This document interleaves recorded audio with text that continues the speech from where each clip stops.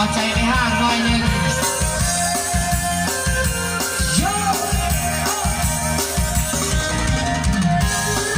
ในห้างมาทางนี้ในห้างมาทางนี้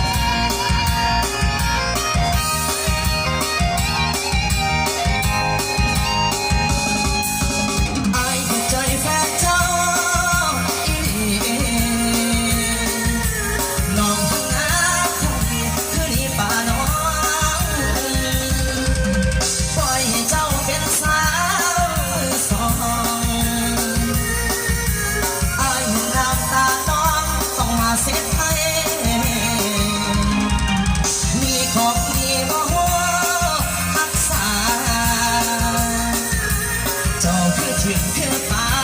ก็หักษาไว้ไอ้มาเห็นจึงเป็นคนหัวใจถึงไม่ต้องผ่านสายแต่ไอ้บอกแค่มันบ่เจือนคือก็ฟังเสียมันบ่เพคือดังพันแท้